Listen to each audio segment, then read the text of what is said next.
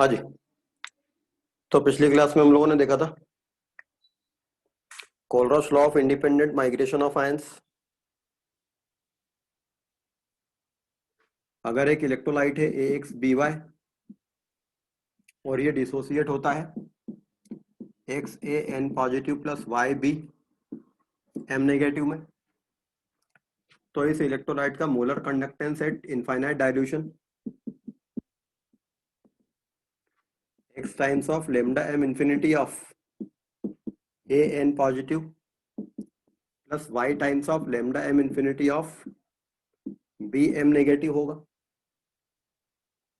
कोलरॉस law of independent migration of ions ये नहीं है कि इस इलेक्ट्रोलाइट का मोलर कंडक्टेंस इन दोनों के सम के बराबर होगा, बल्कि कोलरॉस law of independent migration of ions ये है कि ये पर्टिकुलर टर्म की वैल्यू इस पर्टिकुलर टर्म पे डिपेंड नहीं करेगी।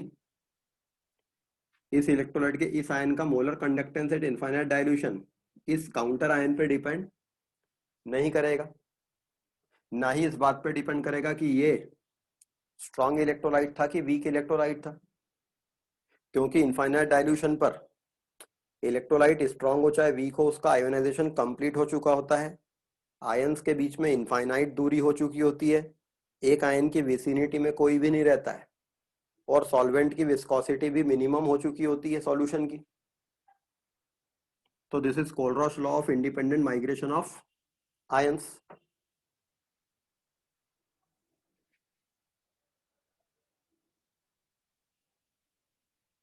The applications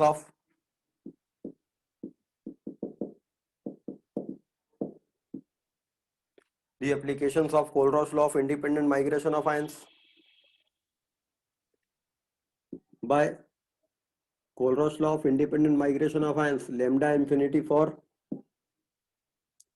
weak electrolyte can be calculated. Lambda m infinity for weak electrolyte can be calculated. Suppose आपको lambda infinity for acetic acid find out करना है, और आपको lambda infinity for HCl, lambda infinity for sodium acetate, lambda infinity of NaCl दिया हुआ है। Suppose ये x, ये y और ये z साइमन मीटर स्क्वायर पर मोल है। So according to Kohlrausch law, lambda infinity of acetic acid होनी है lambda infinity of acetate ion plus lambda infinity of H plus ion. Equation 1 अगर हम देखें तो lambda m infinity of HCl, lambda m infinity of HCl है lambda m infinity of H plus ion plus lambda infinity of Cl minus ion. Equation 2 देखें तो lambda infinity of sodium acetate होगी lambda infinity of acetate ion plus lambda infinity of Na plus ion. इसकी value x है, इसकी value y है, and lambda infinity of NaCl lambda infinity of Na positive plus lambda infinity of Cl negative है। तो हमें इस equation में जो एसीटेट आयन चाहिए वो यहाँ पर है, इस इक्वेशन में जो H प्लस आयन चाहिए वो यहाँ पर है। तो इन दोनों को ऐड करें ताकि ये दोनों आयन मिल जाएं, मगर ये एक्स्ट्रा Na और Cl की कंडक्टिविटी आ रही है वो इन दोनों से सबट्रैक्ट हो जाएगी जो कि Z है। तो अगर हम इक्वेशन 1 और 2 को ऐड करके उसमें से 3 सबट्रैक्ट कर दें तो lambda m infinity of sodium acetate plus lambda infinity of HCl minus lambda infinity of NaCl, ये टर्म क्या हो जाएगी lambda infinity of acetate ion plus lambda infinity of Na plus ion plus lambda infinity of H plus ion plus lambda infinity of Cl minus n minus lambda infinity of NaCl.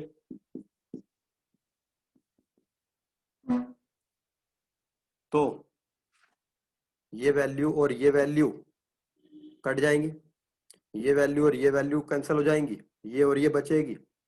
तो this is y plus x minus z equals to lambda infinity of acetate ion plus lambda infinity of H plus ion. तो acetic acid का molar conductance at infinite dilution लाया जा सकता है इन 3 electrolyte से। ये तीनों स्ट्रॉन्ग इलेक्ट्रोलाइट है, तो डिबाय-ऑनसागर इक्वेशन से इसकी वैल्यू हमें पता है, ये तीनों स्ट्रॉन्ग इलेक्ट्रोलाइट है। तो by using lambda m infinity of strong electrolytes, lambda infinity of weak electrolyte can be calculated. और ये सही तभी होगा जब इसका मैग्नीट्यूड इसके मैग्नीट्यूड के बराबर होता। मतलब सोडियम आयन को इस बात से फर्क नहीं पड़ता कि वो एसीटेट आयन के साथ में थे कि वो क्लोराइड आयन के साथ में थे, और ऐसा इनफाइनाइट डाइल्यूशन पे लॉजिकल है। तो ये जो स्टेटमेंट लिखा है ये इनफाइनाइट डाइल्यूशन की कंडीशन पर एप्लीकेबल स्टेटमेंट है, जो कोलरॉस लॉ क्या कहता है। अगर सोडियम आयन को इस बात से फर्क पड़ता कि वो एसीटेट आयन के साथ में है या Cl के साथ में है, तो इनके मैग्नीट्यूड इक्वल नहीं होते, तो ये कैंसल आउट नहीं होता इक्वेशन में। तो this is the application of कोलरॉस law of independent migration of ions. तो ये हेस लॉ के क्वेश्चन जैसे होते हैं जिसमें आपको 2-3 रिएक्शंस को ऐड करके एक नई रिएक्शन लानी होती है। तो by using lambda m infinity of strong electrolytes, lambda m infinity of weak electrolytes can be calculated.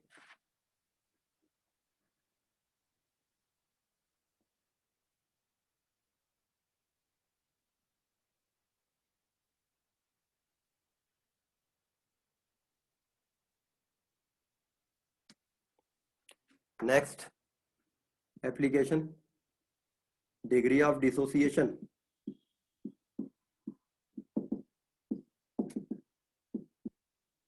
of weak electrolyte can be calculated. The degree of dissociation of a weak electrolyte is the ratio of lambda m and lambda m infinity for that electrolyte. Suppose किसी concentration पर एक weak electrolyte है, इसका aqueous solution में ये acetate ion और H plus ion देता है। तो aqueous solution of acetic acid में किसी कॉन्सेंट्रेशन पर जो कंडक्टेंस रहेगा लेमडा m, वो प्रोपोर्शनल रहेगा कि ये कितना आयनाइज हुआ है, मतलब number of particles at time t upon, यदि ये पूरा आयनाइज हो जाता तो इसका कंडक्टेंस क्या रहता, लेमडा m इंफिनिटी। तो this ratio will be the alpha, ये कितना फ्रैक्शन आयनाइज हुआ है। स्ट्रॉन्ग इलेक्ट्रोलाइट के लिए क्या होगा, ये दोनों बराबर ही रहेंगे, तो अल्फा 1 आती है। तो फॉर अ वीक इलेक्ट्रोलाइट ये हम निकाल लें एक्सपेरिमेंट करके उसके सॉल्यूशन के लिए, और ये हम निकाल लें कोलरॉस लॉ से। तो इनका रेशियो उस वीक इलेक्ट्रोलाइट का उस पर्टिकुलर कॉन्सेंट्रेशन पर डिग्री ऑफ डिसोसिएशन दे देगा कि वो कितना फ्रैक्शन डिसोसिएट हुआ है उस मोमेंट पर मीडियम में।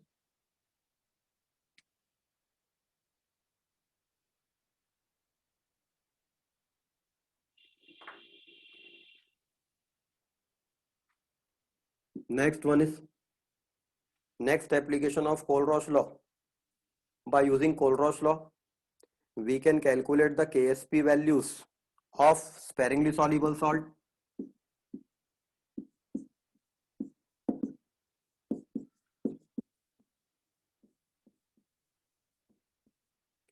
आयनिक इक्विलिब्रियम चैप्टर में हम इतने सारे sparingly soluble salts और उनके Ksp देखते थे। Now it is very inappropriate कि सपोज AgCl का आपके पास में एक सॉल्यूशन है जो कि AgCl से सैचुरेटेड सॉल्यूशन है, और आपको इसका Ksp निकालना है। तो AgCl is in equilibrium with silver ion and chloride ion. Let the solubility of AgCl is S moles per liter. तो इसके n मोल्स यहाँ नीचे पड़े हैं, उनमें से s moles per litre dissolve हो गए, तो ये मीडियम में आएगा s मोल्स पर लीटर, ये आएगा s मोल्स पर लीटर। तो इसका KSP होगा इक्विलिब्रियम पर silver ion concentration into chloride ion concentration, तो इसका KSP होगा S स्क्वायर। अब आपको इस सॉल्ट का KSP पता करना है कितना है, तो हम क्या करेंगे, इस सॉल्यूशन को लेकर टाइट्रेशन करेंगे कि इस सॉल्यूशन में सिल्वर आयन का कॉन्सेंट्रेशन कितना है। सपोज मैंने इसका एक सैंपल निकाला और इसमें कोई टाइटर यूज करके टाइट्रेशन किया। द प्रॉब्लम इज कि स्पेरिंगली सॉल्युबल सॉल्ट इतने कम सॉल्युबल रहते हैं, ये सॉल्युबिलिटी इतनी कम रहती है कि टाइटर की एक ड्रॉप के 1000 पार्ट से भी कम पे एंड पॉइंट आ जाता। लेकिन आप तो एक ही ड्रॉप डाल सकते हो, उससे छोटी ड्रॉप तो डाल नहीं सकते। तो यहाँ पर आप एंड पॉइंट लोकेट करके इस सॉल्यूशन का कॉन्सेंट्रेशन मेजर नहीं कर सकते कि what is the silver ion concentration और chloride ion concentration in this solution, इतना कम रहता है स्पेरिंगली सॉल्युबल सॉल्ट। जैसे AgCl का KSP हमें पता है 10⁻⁻10 के आसपास रहता है, मतलब उसकी सॉल्युबिलिटी 10⁻⁻5 मोल्स पर लीटर रहती है वाटर में।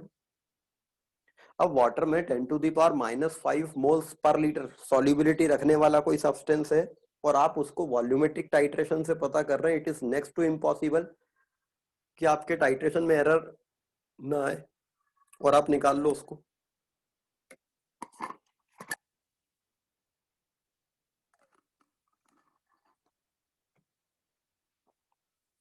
तो how to calculate this solubility product जो कि S स्क्वायर है, ये S कहां से लाए, बजाय हम इस सॉल्यूशन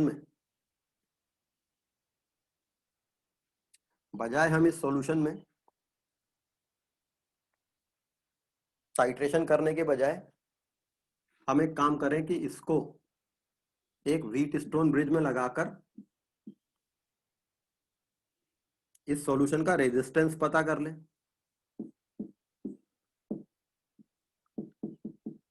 इस सॉल्यूशन का रेजिस्टेंस मतलब इस सॉल्यूशन का कंडक्टेंस पता कर लें, और आपको इस सेल का सेल कांस्टेंट पता है, तो फिर आप इसका सेल कांस्टेंट और कंडक्टेंस का प्रोडक्ट मतलब इसका कप्पा पता कर लें।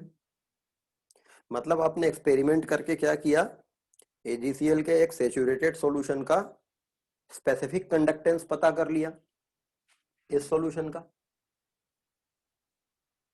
अब जब आपको इस सॉल्यूशन का स्पेसिफिक कंडक्टेंस पता है, वैसे आपने रेजिस्टेंस पता किया, उसका रेसिप्रोकल कंडक्टेंस हो गया, सेल कांस्टेंट आपको पता था इस सेल का, cell constant multiplied by conductance, specific conductance आ गया।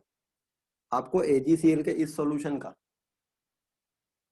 स्पेसिफिक कंडक्टेंस कप्पा पता है, इस सॉल्यूशन का मोलर कंडक्टेंस क्या होगा, kappa into 1000 upon molarity of the solution.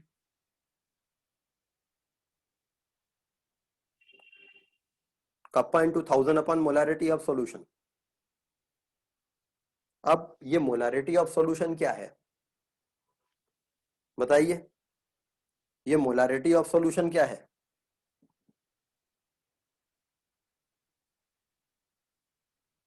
ये मोलरिटी ऑफ सॉल्यूशन क्या है, कितना AgCl मैंने यहां डाला था या कितना AgCl मैंने डाला था उसमें से कितना डिसॉल्व हुआ है, ये मोलरिटी ऑफ सॉल्यूशन क्या है, AgCl जो सॉलिड नीचे लिया हुआ है उसके मोल्स पर लीटर, या जो डिसॉल्व पार्ट ऑफ AgCl है उसके moles per litre.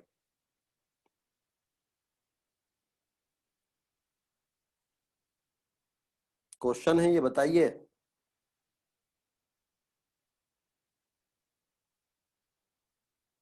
Dissolve part की moles per litre. Dissolve part के मोल्स पर लीटर मतलब जो डिसॉल्व हुआ है AgCl उसके, और डिसॉल्व कितना हुआ S, बेसिकली जो M है फिलहाल डिसॉल्व AgCl की मोलारिटी है, और AgCl जो डिसॉल्व हुआ है उसको हम यहाँ S बोल रहे हैं, तो लेटर ही तो बदल गया है बस। तो यहाँ पर ये बेसिकली M नहीं है, ये S है, मतलब S मोल्स पर लीटर का सॉल्यूशन है ये। अगर इस सॉल्यूशन में से मैं इस सॉलिड AgCl को हटा दूं तो भी ये सैचुरेटेड सॉल्यूशन ऑफ AgCl है। तो इलेक्ट्रोलाइट जो तुम्हारा डिसॉल्व हुआ है यहाँ पर वो कितने कॉन्सेंट्रेशन पर है, एस मोल पर लीटर। ये एम बेसिकली वहां का एस है, तो मैं इसको एस से हटा दूं। अब मैं एस ला सकता हूं यहां से, कप्पा मुझे पता है, बट प्रॉब्लम क्या हो गई कि मुझे इस सॉल्यूशन का मोलर कंडक्टेंस नहीं पता है। भाई मोलर कंडक्टेंस कब पता लगता, कप्पा इन 2000 अपॉन एस। अब एस पता होगा तो मोलर कंडक्टेंस आएगा। अगर मोलर कंडक्टेंस मुझे पता लग जाता तो मैं एस निकाल लेता। क्या करें, दो अननोन हो रहे हैं।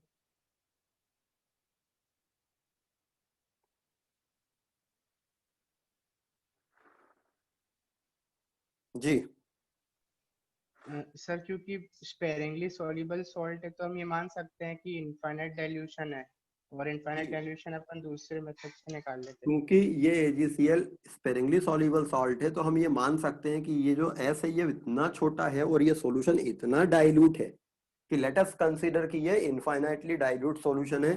Means for this solution we can consider lambda m is nearly equals to lambda m infinity, और lambda m infinity of AgCl equals to kappa of this solution into 1000 upon solubility।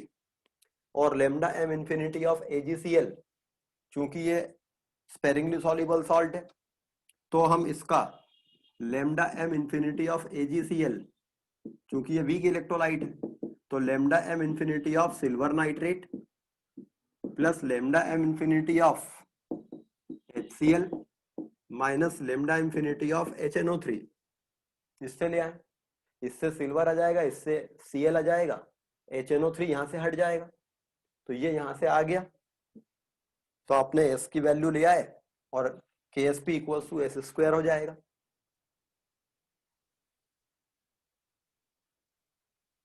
तो by Kohlrausch law we can calculate the KSP of sparingly soluble salt.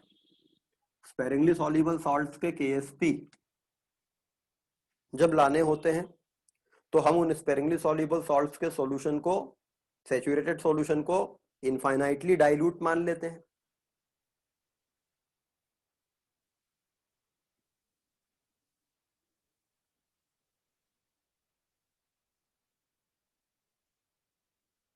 तो lambda m infinity हो जाता है lambda m, और उससे हम solution का concentration निकाल लेते हैं जो कि आपको सॉल्युबिलिटी S की वैल्यू दे देगा। अच्छा, ये S की वैल्यू जो इसने दी है ये किसकी वैल्यू दी है, सॉल्यूशन का सिल्वर आयन कॉन्सेंट्रेशन पता करके दिया है कि क्लोराइड आयन कॉन्सेंट्रेशन पता करके दिया है, या इसने कितना मोल पर लीटर AgCl डिसॉल्व था वो दिया है। ये S क्या है, सॉल्यूशन का सिल्वर आयन कॉन्सेंट्रेशन या क्लोराइड आयन कॉन्सेंट्रेशन या concentration of AgCl dissolved in the solution। So concentration of AgCl dissolved. Concentration of AgCl dissolved in the solution। ठीक है, तो by Kohlrausch law we can calculate KSP of sparingly soluble salts। Next one is ionic product of water।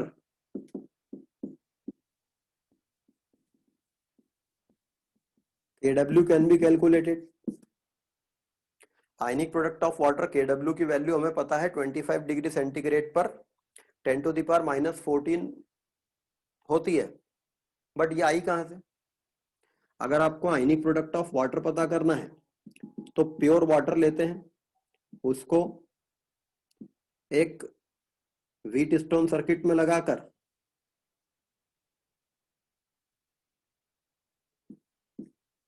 और फिर इसको balance कर लेते हैं। जब आपने इसको बैलेंस कर लिया और इस सॉल्यूशन का रेजिस्टेंस पता कर लिया, उसका रेसिप्रोकल कंडक्टेंस पता कर लिया, सेल कांस्टेंट से मल्टीप्लाई किया, मतलब आपको प्योर वाटर का कप्पा पता है। अब जब आपको प्योर वाटर का कप्पा पता लग गया, pure water will give you H plus ion plus OH minus ion if C is the concentration of water। Water का कॉन्सेंट्रेशन कितना होता है, if you are having pure water, what is the concentration of pure water,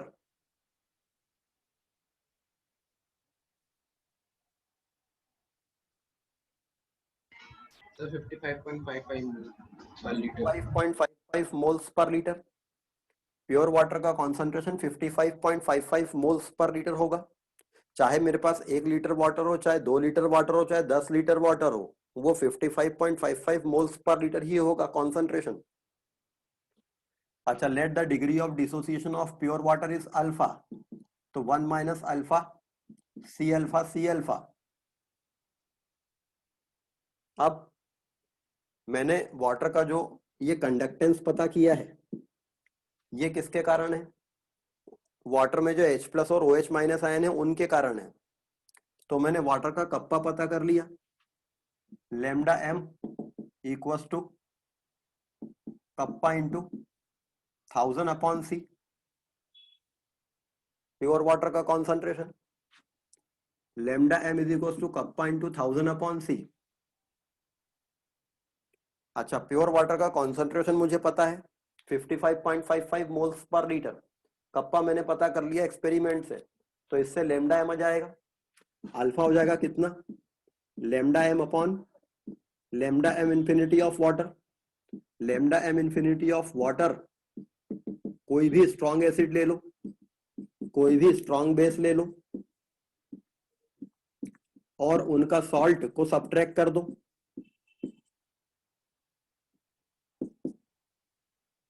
तो इससे lambda infinity of water हो जाएगा। Alpha आपको पता लग जाएगा, ये दोनों क्योंकि पता है, तो फिर KW क्या होगा वाटर का, C alpha into C alpha, तो KW equals to C square alpha square.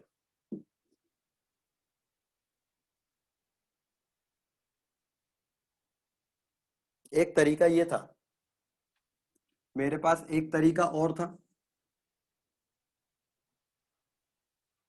Pure water का 25 डिग्री सेंटीग्रेड पे KW निकालना है, तो मेरे पास एक तरीका ये था क्वेश्चन सॉल्व करने का। मुझे क्वेश्चन में क्या दिया था, मुझे क्वेश्चन में ये इनकी वैल्यू दे रखी थी जिससे मैं ये निकाल सकता था, और मुझे क्वेश्चन में ये कप्पा दे रखा था, दो ही चीज दे रखी है।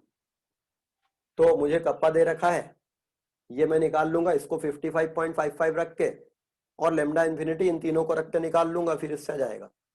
बट मैंने इस क्वेश्चन को एक दूसरे तरीके से सॉल्व किया।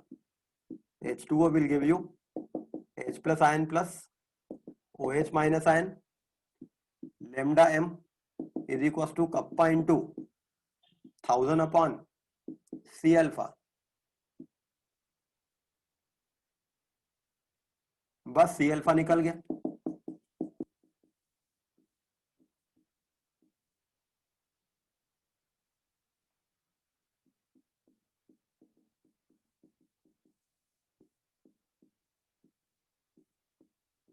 ये KW आ गया। सेकंड वाला मेथड ज्यादा इजी हो गया, दो तीन स्टेटमेंट दो तीन ही मैंने चीजें लिखी।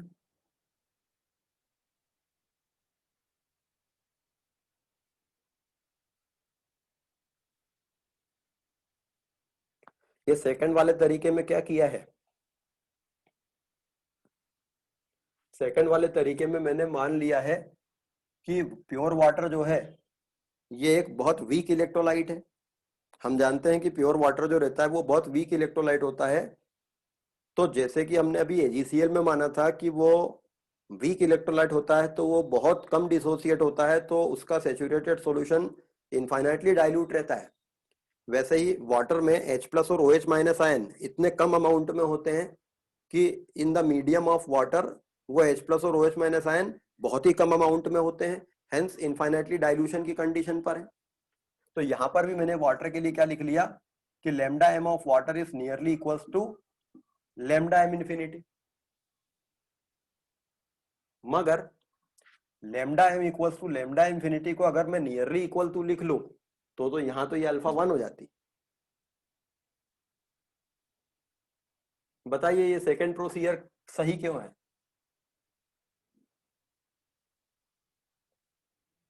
ये सेकंड प्रोसीजर सही क्यों है? कंफ्यूजन आपको ये आएगा कि इस सेकंड प्रोसीजर में मैंने वाटर के लिए lambda m of water is nearly equals to lambda m infinity मान के सॉल्व किया है, मगर वो गलत नहीं है। पर फिर आप कंफ्यूज इसमें हो सकते हैं कि अगर वो बराबर मान लिया गया तो फिर ये अल्फा 1 हो जाती, और वाटर की अल्फा 1 तो है नहीं। वाटर की अल्फा 1 होना मतलब कि KW इनफाइनाइट आना।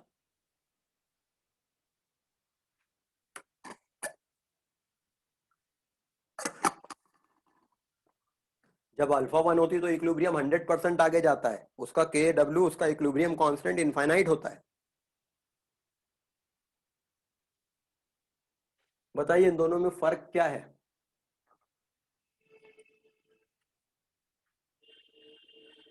जबकि ये दोनों प्रोसीजर सही हैं। आपको ये समझ में आना चाहिए था कि ये दोनों प्रोसीजर सही कैसे हैं, वरना आप कंफ्यूज हो जाओगे कि कौन सा वाला करें। कौन बताएगा कि ये दूसरा प्रोसीजर सही कैसे है, या इन दोनों प्रोसीजर में क्या फर्क है?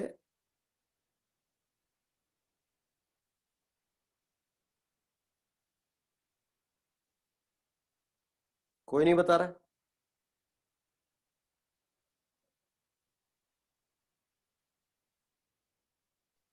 सर अल्फा हमेशा लेस देन 1 ही होगा, वीक इलेक्ट्रोलाइट कंसीडर किया है वाटर को। तो आप मेरा क्वेश्चन नहीं समझे। एनीवे चलिए मैं बताता हूँ। देखिए दोनों प्रोसीजर सही इसलिए है, यहां पर मैंने जो सी लिया है ये इस पूरे वाटर को माना है कि ये पूरा वाटर इलेक्ट्रोलाइट है और उसमें से कुछ टूटा है, जबकि मैंने यहां पर सी अल्फा लिया है। मतलब मैंने यहां पर इलेक्ट्रोलाइट किसको माना है?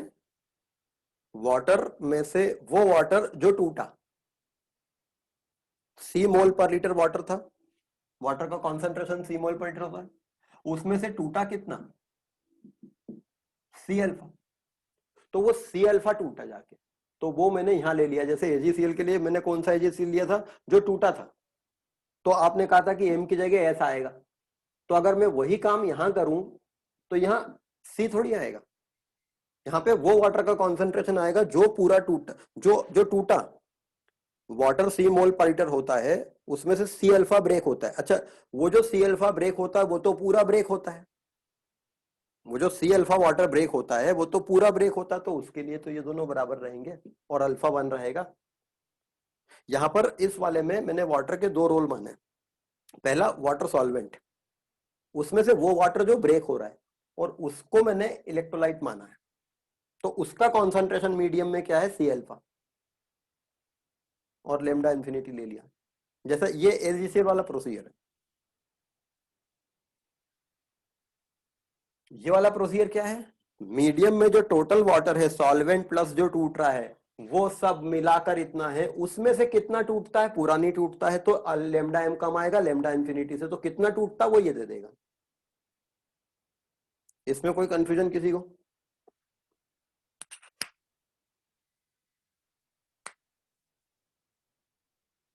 तो by Kohlrausch law of independent migration of ions ये सारी चीजें हम लोग पता कर सकते हैं।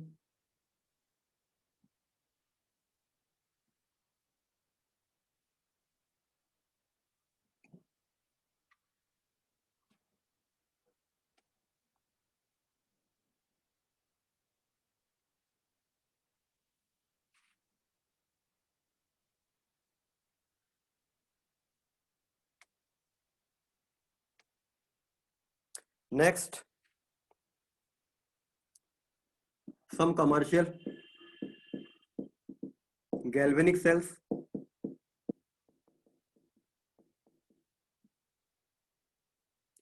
some commercial galvanic cells।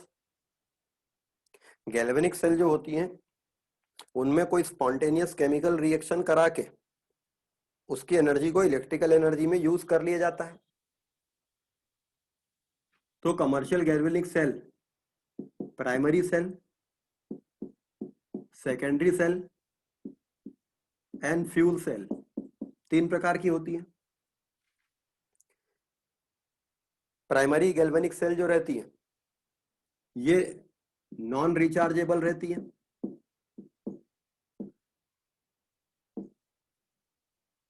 मतलब इनकी जो सेल रिएक्शन रहती है वो इरिवर्सिबल रिएक्शन होती है।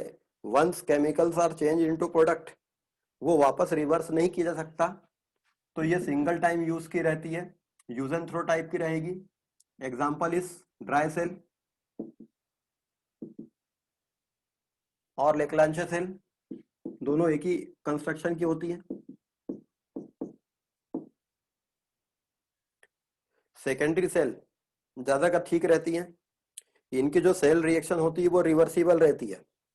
तो आप इस सेल से करंट ड्रॉ करेंगे, केमिकल चेंज हो जाएगा, इस सेल को करंट देंगे तो फिर से रिवर्स चेंज हो जाएगा, और केमिकल्स अपनी ओरिजिनल रिएक्टेंट को रीस्टोर कर लेंगे। तो ये सेल बार बार यूज की जा सकती है।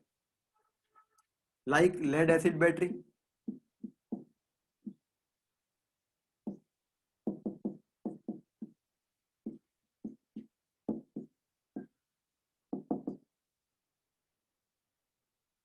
Fuel cell. फ्यूल सेल की जो रिएक्शन रहती है वो इरिवर्सिबल रहती है, बट इसमें रिएक्टेंट कंटिन्यूस सप्लाई किए जाते हैं। ये कंटिन्यूस इलेक्ट्रिसिटी तब तक देती जाती है जब तक आप फ्यूल सप्लाई करते रहते हैं। जैसे hydrogen oxygen fuel cell, hydrogen और ऑक्सीजन की इस रेडॉक्स रिएक्शन को यूज किया जाता है इसमें। जब तक आप हाइड्रोजन और ऑक्सीजन कंटिन्यूसली सप्लाई करेंगे ये सेल काम करती रहती है। तो primary cell example is dry cell.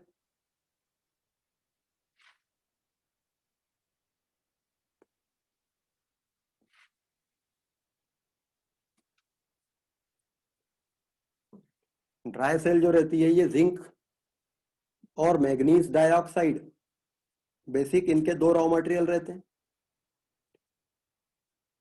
एक जिंक का कंटेनर होगा, एक कंटेनर बनाते हैं, उसमें बीच में कार्बन की एक ग्रेफाइट की रॉड इंसर्ट करते हैं। तो जिंक का एक कंटेनर है जिसमें ग्रेफाइट की एक रॉड इंसर्टेड है, और इसमें अमोनियम क्लोराइड,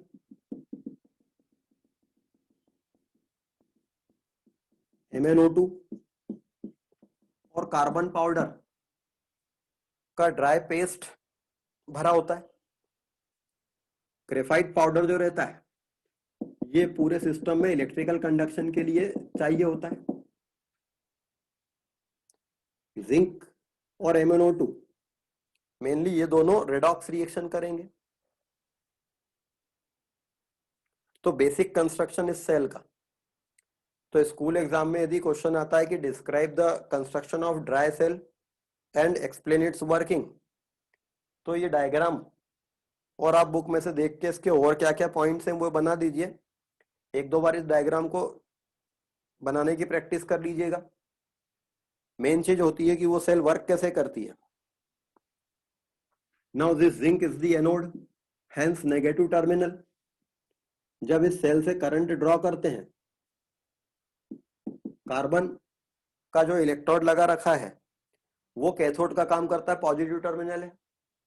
जिंक इलेक्ट्रॉन देता है, कार्बन की तरफ जाते हैं। Zinc loses 2 electron, zinc 2 electron loss करता है, Zn2 प्लस आयन में कन्वर्ट हो जाता है। ये Zn2 plus ion ammonium ions के साथ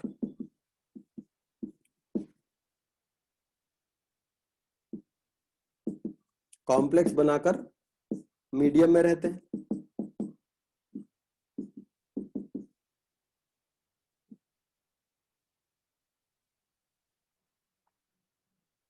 तो ये इलेक्ट्रॉन सर्किट में चले गए, जिंक 2 इलेक्ट्रॉन लॉस करके Zn2 प्लस में हो गया।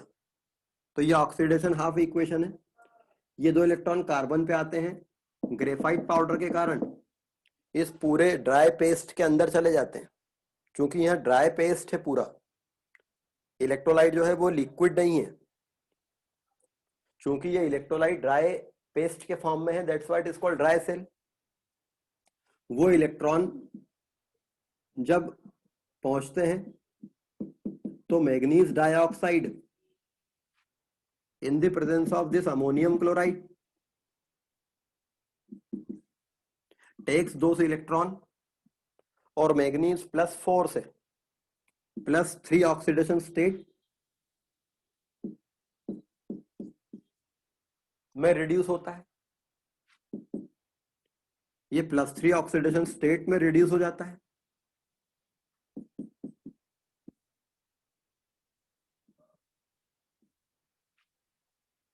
This is the reaction. तो ओवरऑल रिएक्शन इसकी हम लिख सकते हैं, इन दोनों को ऐड कर देंगे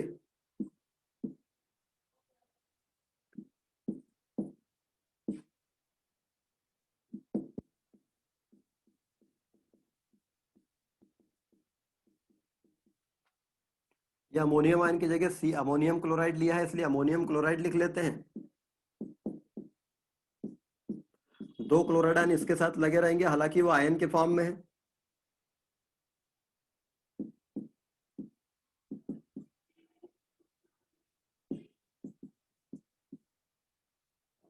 So this is the cell reaction.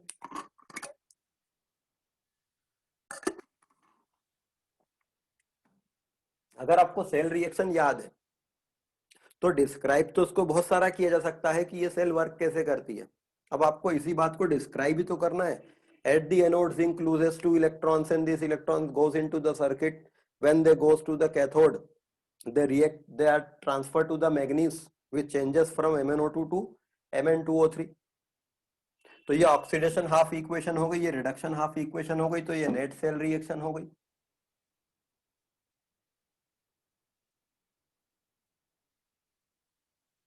इसमें अमोनिया गैस इवॉल्व होती है। चूंकि अमोनिया गैस यहां से इवॉल्व होती है तो यहां पर एक बारीक सा होल कर देते हैं ताकि सेल में प्रेशर डेवलप ना हो और गैस निकल जाए। ये जिंक का कंटेनर एटमॉस्फेरिक एयर को भी इलेक्ट्रॉन दे सकता है।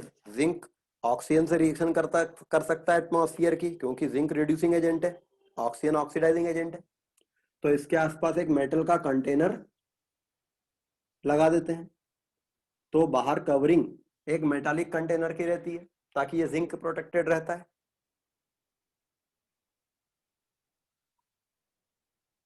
ठीक है, तो this is the dry cell, construction of dry cell and working of the dry cell.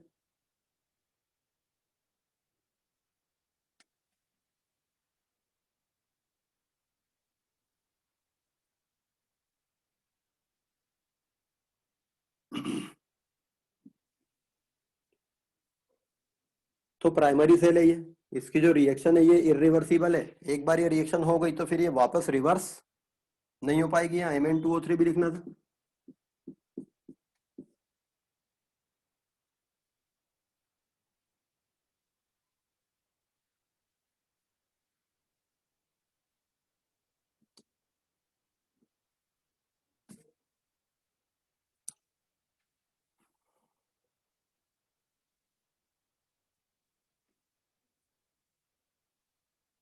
Next secondary cell,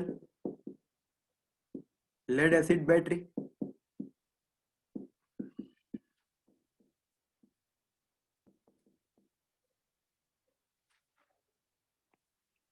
lead acid battery का कंस्ट्रक्शन, एक प्लास्टिक का vessel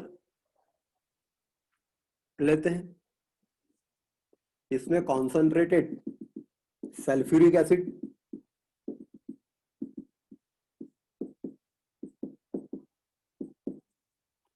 of specific gravity about 1.8 gram पर सेंटीमीटर क्यूब वाला concentrated sulphuric acid लेते हैं। इसमें iron की 2 grid होती हैं, इसमें आयरन की 2 ग्रिड होती हैं। ग्रिड मतलब एक जाली जैसा। On one grid lead is deposited, एक ग्रिड पर लेड और दूसरी ग्रिड पर PbO2 डिपॉजिटेड रहता है।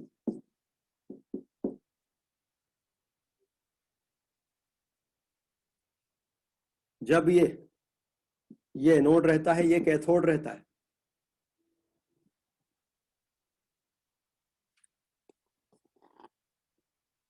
तो ये सिंपल सा सिस्टम लेड एसिड बैटरी है। ड्यूरिंग डिस्चार्जिंग, मतलब जब आप इससे करंट ले रहे होते हैं, अभी ये करंट दे सकती है।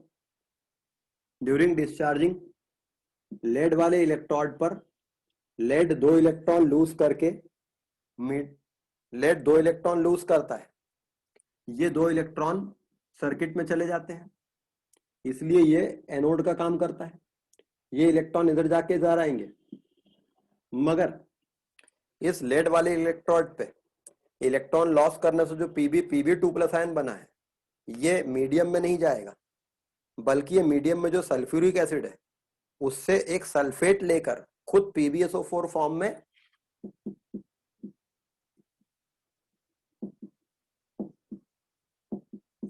मीडियम से सल्फ्यूरिक एसिड लेकर ये खुद PbSO4 फॉर्म में वहीं ग्रिड पर ही रहेगा।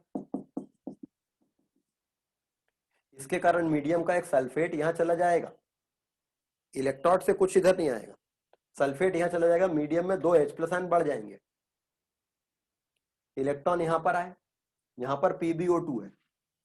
बेसिकली लेड की, आपको पता है, इनर्ट पेयर इफेक्ट के कारण लेड की +4 ऑक्सीडेशन स्टेट अनस्टेबल रहती है, लेड की +2 स्टेट स्टेबल है इनर्ट पेयर इफेक्ट के कारण। तो जो Pb+4 है, ये Pb+2 में जाना चाहता है। तो इस इलेक्ट्रोड पे जब ये इलेक्ट्रॉन आते हैं, तो यहां जो PbO2 है वो सर्किट से आए हुए 2 इलेक्ट्रॉन मीडियम से 2 H+ आयन और मीडियम से एक सल्फ्यूरिक एसिड और लेकर, मीडियम से एक सल्फेट, ये Pb 2 इलेक्ट्रॉन लेकर Pb2+ में बदल जाता है, वो Pb2+ फिर सल्फेट लेता है और PbSO4 में बदल जाता है। मतलब अगेन यहां पर भी इस इलेक्ट्रोड से कुछ मीडियम में नहीं जाता है, बल्कि मीडियम का सल्फेट लेकर ये PbSO4 बन जाता है ये खुद भी। पर इसके पास जो 2 ऑक्साइड आयन आते हैं, 2 H+ आयन यहाँ के, 2 H+ आयन इससे जो छूटे हैं वो 2 वाटर बना देते हैं। इस तरह से ये 2 इलेक्ट्रॉन लेने से सर्किट कंप्लीट हो जाता है और ये सेल इलेक्ट्रॉन इधर भेजती रहती है, ये PbSO4 में बदलता रहता है, ये PbO2 PbSO4 में बदलता रहता है। मगर इसको PbSO4 में बदलने के लिए मीडियम से सल्फ्यूरिक एसिड चाहिए होता है। तो at anode Pb, at cathode PbO2, from the medium sulfuric acid is converted into PbSO4 at one electrode, PbSO4 at another electrode, and 2 water in the medium.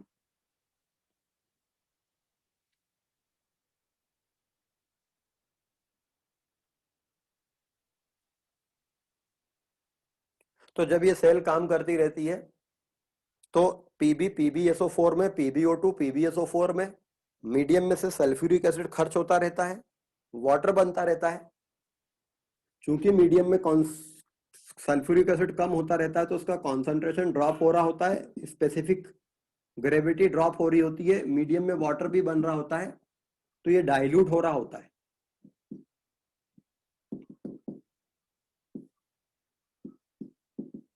Sulphuric acid पूरा dilute तो नहीं हो जाता है।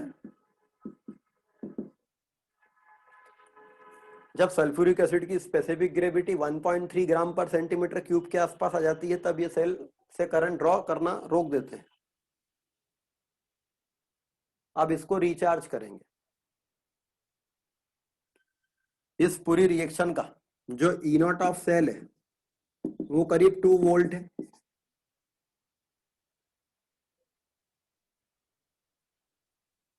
इसका जो E0 ऑफ सेल है वो करीब 2 वोल्ट होता है। तो ये सेल आपको 2 वोल्ट का करंट देती है। लेकिन अगर आपको 6 वोल्ट चाहिए तो ऐसी 3 सेल्स को सीरीज में जोड़ देंगे, या एक ही कंटेनर के अंदर ऐसे 3 ग्रिड कैथोड की और ऐसे 3 ग्रिड एनोड की ले लेंगे, तो एक एक पेयर 3 पेयर हो गए। तो अगर आपको 12 वोल्ट की बैटरी बनानी है तो ऐसी 6 सेल सीरीज में जोड़ दो। तो सेल एक सिंगल सिस्टम है, उनका कॉम्बिनेशन बैटरी हो जाती है।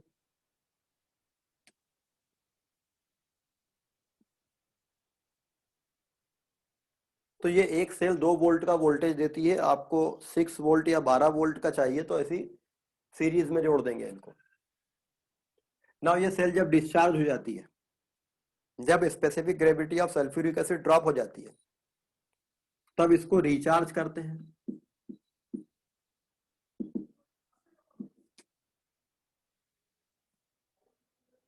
तब इसको रिचार्ज करते हैं।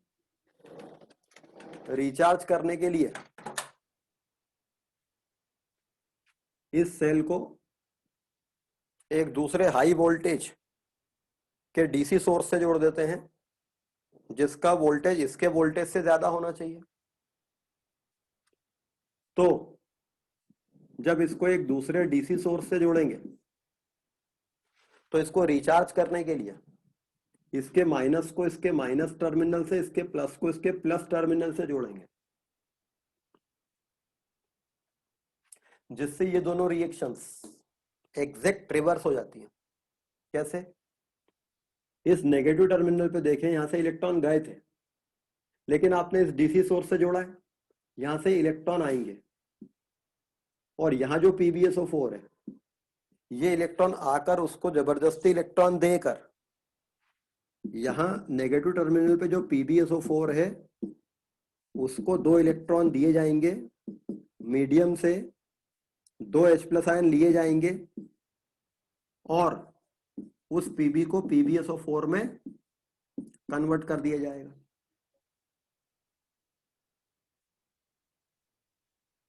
यहां पर इलेक्ट्रॉन जो यहां से आए और ये जो सल्फेट है ये मीडियम में जाके मीडियम से 2 H+ ले लेगा। ये जो पॉजिटिव टर्मिनल से पॉजिटिव को जोड़ा, यहां इलेक्ट्रॉन पहले आए थे, अब ये इलेक्ट्रॉन इससे पुल कर लेगा। तो यहां जो PbSO4 है, यहां भी PbSO4 था, प्लेट +2 में था, वहां से 2 इलेक्ट्रॉन पुल हो गए, तो वो Pb+4 में चला जाएगा, लेकिन साथ में मीडियम में 2 वाटर ब्रेक होगा। ये 2 वाटर ब्रेक होके 4 H+ आयन देता है और 2 ऑक्साइड आयन देता है। ये Pb जो +2 में गया है, +4 में गया है, ये वो ऑक्साइड आयन लेकर PbO2 में बदल जाएगा, प्लस 2 H+ आयन मीडियम में देगा और एक सल्फ्यूरिक एसिड बना देगा। कुल 4 H+ आयन आए थे इसके टूटने से, उसमें से 2 H+ आयन तो इस सल्फेट को मिल गए, 2 H+ आयन एक्स्ट्रा है वो मीडियम में। This is the recharging reaction. तो ड्यूरिंग द रिचार्जिंग इस ग्रिड का PbSO4, दूसरी ग्रिड का PbSO4, मीडियम से 2 मोल वाटर, एक ग्रिड पर Pb, दूसरी ग्रिड पर PbO2, मीडियम में 2 मोल सल्फ्यूरिक एसिड बना देगा। एग्जैक्ट इस रिएक्शन का रिवर्स है। तो इस सेल को रिचार्ज डिस्चार्ज साइक्लिक मैनर में किया जा सकता है, हेंस ये रिचार्जेबल रहती है। For 2 mole of electron transferred in the reaction, 2 mole sulphuric acid खर्च होता है। तो by the consumption of sulphuric acid, medium में जितने मोल सल्फ्यूरिक एसिड खर्च हुआ है उतने मोल इलेक्ट्रॉन ट्रांसफर हुए हैं, उतने फेराडे चार्ज ट्रांसफर हुआ है। कुछ क्वेश्चन ऐसे बनाए जाते हैं, इस सेल में कितना चार्ज इससे लिया गया है वो कैलकुलेट करना है, और डाटा आपको ये सल्फ्यूरिक एसिड का दे दिया जाता है। तो आप तो ये निकाल लो कि जब ये सेल डिस्चार्ज हो रही थी तब इसमें कितने मोल सल्फ्यूरिक एसिड था और बाद में कितना मोल सल्फ्यूरिक एसिड बचा है। तो जितना मोल सल्फ्यूरिक एसिड खर्च हुआ है उतने मोल इलेक्ट्रॉन इस सेल में थे, गए थे।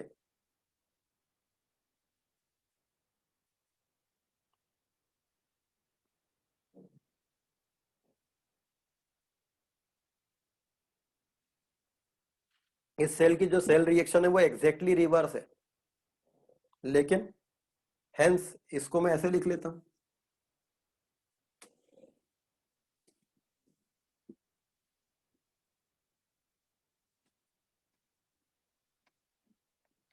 तो ये सेल की सेल रिएक्शन है जो कि रिवर्सिबल रिएक्शन है। फॉरवर्ड डायरेक्शन में डिस्चार्जिंग है, रिवर्स डायरेक्शन में रिचार्जिंग है।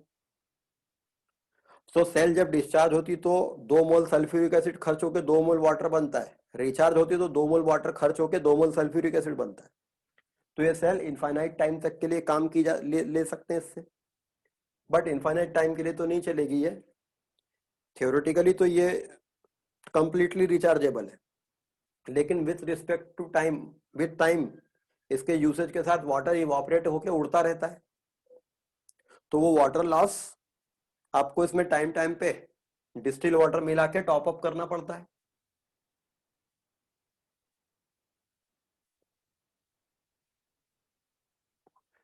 ज्यादा टाइम के बाद इसमें सल्फ्यूरिक एसिड भी टॉप अप करना पड़ता है, क्योंकि वो भी इवापोरेट होकर उड़ रहा होता है।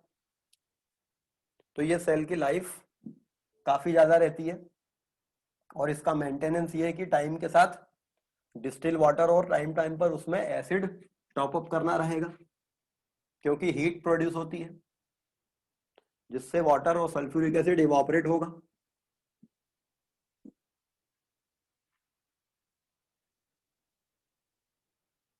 Next, fuel cell. Hydrogen oxygen fuel cell.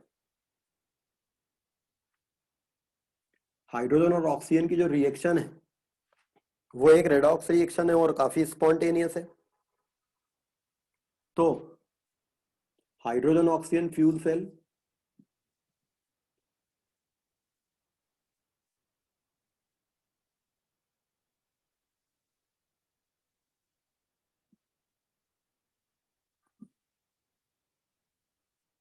इस सेल में 3 कंपार्टमेंट होते हैं।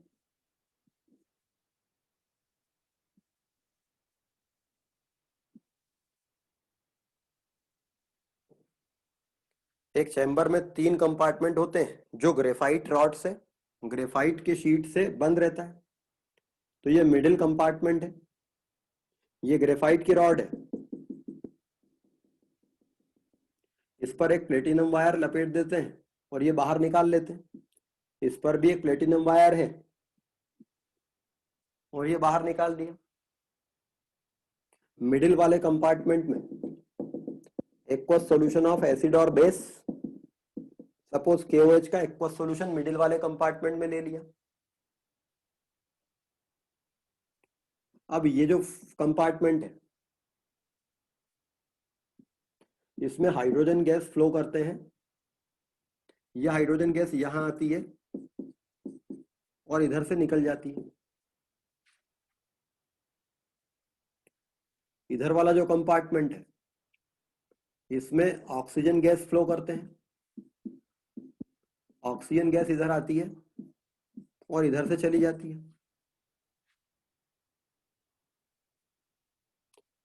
अब जब हाइड्रोजन गैस इधर से आती है तो कुछ हाइड्रोजन आयनाइज होकर इलेक्ट्रॉन इसको दे देती है, वायर में इलेक्ट्रॉन चले जाते हैं और हाइड्रोजन आयनाइज होकर इस कंपार्टमेंट में आ जाती है। Means the reaction is H2 gives 2H+ ion plus 2 electron. ये इलेक्ट्रॉन सर्किट में चले गए, कंपार्टमेंट में H+ आयन अंदर आ गए। ये H+ आयन उस कंपार्टमेंट के OH आयन से रिएक्शन करके वाटर बन गए यहां अंदर। ये जो ऑक्सीजन रहती है यहां से सर्किट से इलेक्ट्रॉन आते हैं इसमें, तो ये जो ऑक्सीजन रहती है वो जो इधर से जा रही है, कुछ ऑक्सीजन इलेक्ट्रॉन लेकर ऑक्साइड आयन बन जाती है, 2 इलेक्ट्रॉन लेकर और अंदर आ जाती है।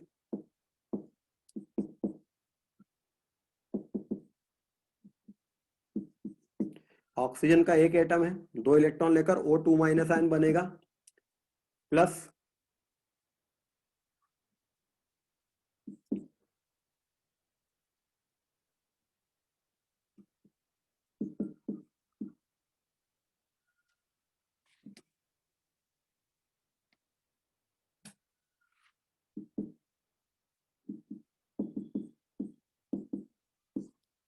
ये ऑक्साइड आयन बन गया, उसने मीडियम से 2 H+ आयन ले लिए,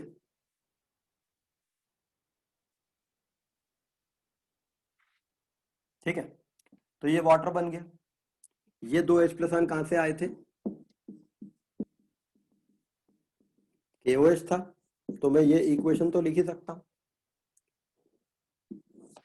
तो 2H+ ion 2H+ ion 2H2O 2H2O 2OH ion 2OH ion, ये 2H+ आयन 2H+ आयन, ये 2 इलेक्ट्रॉन 2 इलेक्ट्रॉन, ओवरऑल रिएक्शन क्या हो रही है? H2 plus half O2 gives 1 H2।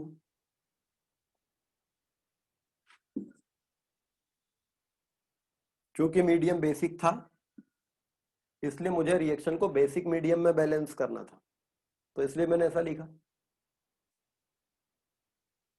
Acidic अगर यहाँ HCl लिया होता तो रिएक्शन लिखना ज्यादा इजी पड़ता। यहाँ पर एसिड या बेस दोनों ले सकते हैं, रिएक्शन यही होना है।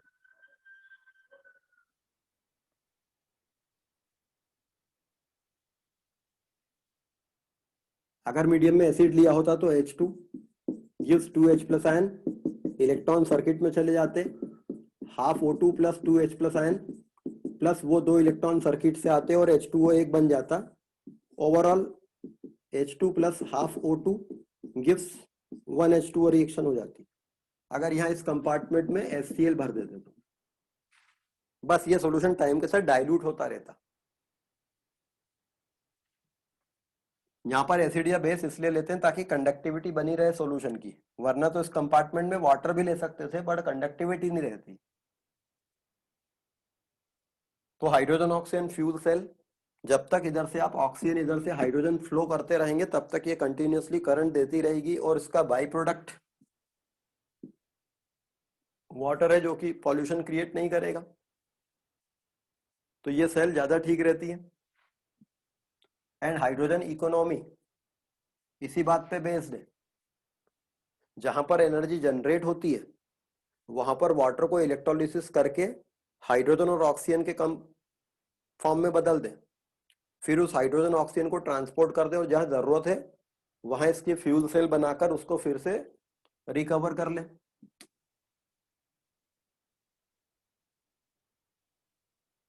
तो एनर्जी को डायरेक्ट इलेक्ट्रिसिटी के थ्रू ग्रिड में भेजने के बजाय हाइड्रोजन के फॉर्म में ट्रांसपोर्ट करना ज्यादा ठीक है, इससे एफिशिएंसी बढ़ जाएगी। This is called hydrogen economy.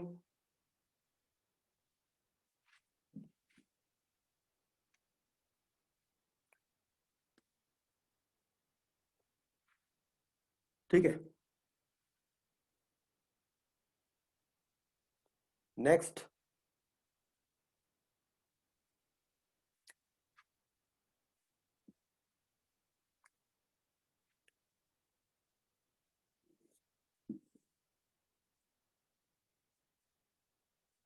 lambda m infinity of Na plus ion and lambda m infinity of H plus ion, lambda m infinity of lithium plus ion। पहले लिथियम और सोडियम को कंपेयर करें। एक medium में lithium cation है और sodium cation है, तो माइग्रेशन स्पीड ज्यादा किसकी रहेगी? लिथियम आयन और सोडियम आयन की एक्वस मीडियम में माइग्रेशन स्पीड ज्यादा किसकी रहेगी? सर सोडियम की। लिथियम की क्यों नहीं रहेगी? सर क्योंकि अब उसके हाइड्रेशन एंथैल्पी बहुत ज्यादा होती है तो वो हाइड्रेट जाता है। लिथियम छोटा आयन रहता है, इसका हाइड्रेशन बहुत ज्यादा होता है क्योंकि इसकी चार्ज डेंसिटी बहुत ज्यादा है। आयन जितना छोटा रहता है उसकी चार्ज डेंसिटी ज्यादा रहती है, वो ज्यादा सॉल्वेट रहता है, हेंस वो मीडियम में स्लो मूव करता है। तो एज कंपेयर टू, सपोज यहाँ एक कैथोड लगा है, as compare to sodium lithium slow move करेगा। लिथियम के कंपैरिजन में H+ आयन तो और छोटा होता है, तो H+ आयन की माइग्रेशन स्पीड लिथियम से ज्यादा होनी चाहिए कि लिथियम से कम होनी चाहिए?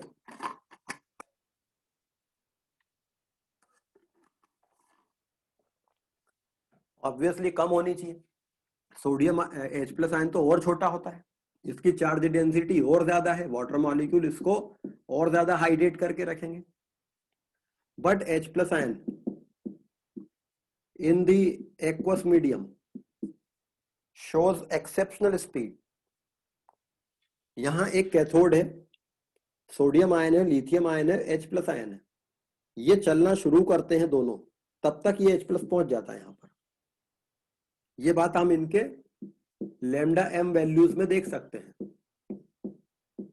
इनकी लैम्डा एम वैल्यूज करीब 60, 30, 40, 60 की रेंज में होती, तो इसकी करीब 360 की रेंज में होती है।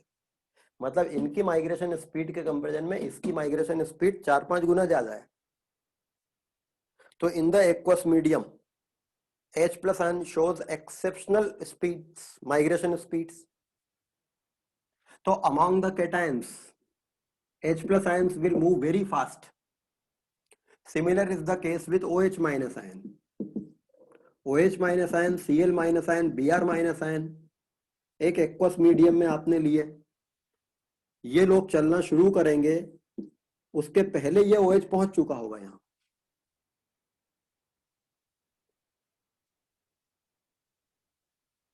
ऐसा क्यों होता है कि migration speed of H+ ion and OH- ion aqueous medium में इतनी फास्ट रहती है, जबकि वो छोटे आयन हैं उनकी स्पीड स्लो होनी चाहिए जैसे बाकी छोटे आयन्स के लिए होती है। अगर हम एक मीडियम कंसीडर कर रहे हैं वाटर का, तो वाटर हाइड्रोजन बॉन्डेड मीडियम है, तो ये वाटर मीडियम है।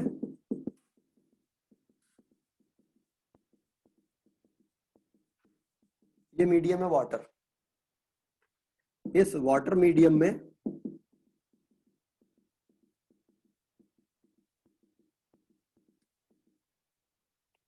सपोज H+ आयन है, Na+ आयन है, यहां एक कैथोड लगा हुआ है। अब जैसे ही इस कैथोड पे चार्ज लगाया, सोडियम आयन चलना शुरू किया थ्रू द मीडियम, तब तक H+ आयन यहां पहुंच गया। कोई बता सकता है रीजन क्यों?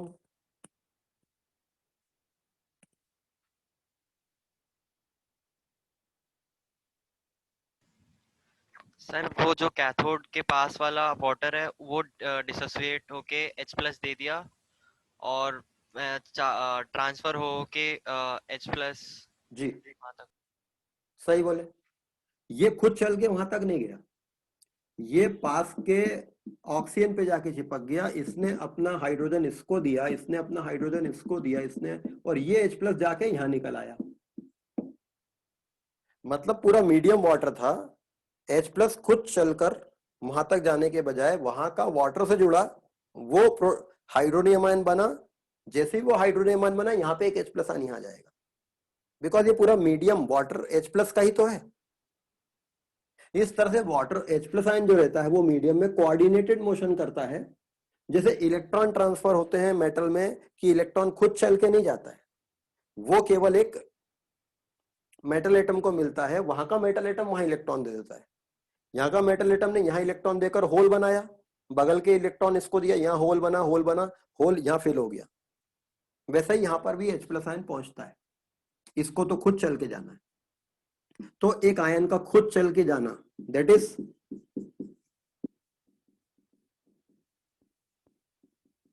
Electrolytic conduction. जबकि H+ आयन का मीडियम को यूज करके पहुंच जाना, ग्रोथस टाइप ऑफ कंडक्शन।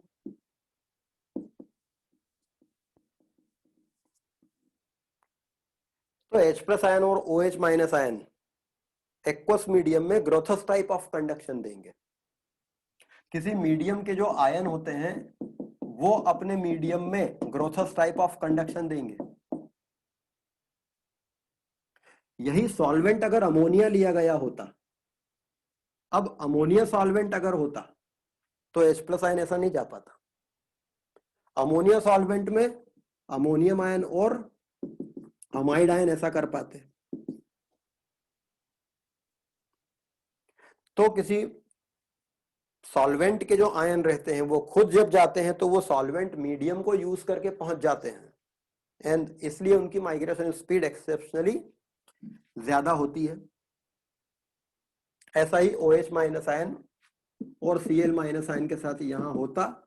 अगर यहां एक एनोड लगा होता तो ये चलता, तब तक ये पहुंच जाता, क्योंकि ये इस वाटर पे चले जाता, यहां से एक OH यहां जाता।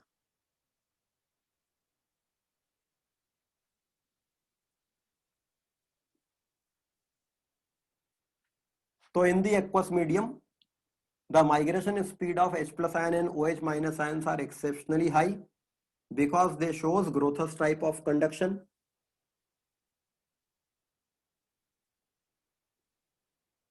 अच्छा, एक्वस सॉल्यूशंस में ये जो H+ आयन और OH- आयंस की स्पीड बहुत फास्ट है।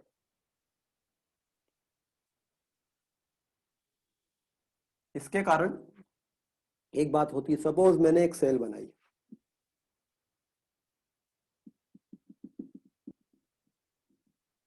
मैंने एक पोरस पार्टीशन, एक वेसल के अंदर एक पोरस पार्टीशन लगाया, यहां पर मैंने एक HCl सॉल्यूशन भर लिया ऑफ C1 कॉन्सेंट्रेशन, यहां मैंने एक HCl सॉल्यूशन भर लिया ऑफ C2 कॉन्सेंट्रेशन, यहां पर मैंने एक हाइड्रोजन इलेक्ट्रोड लगाया,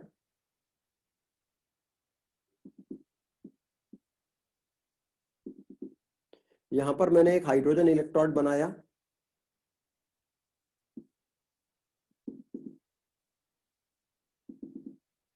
यहां हाइड्रोजन गैस फ्लो की एट 1 atm, यहां हाइड्रोजन गैस फ्लो की है 1 atm।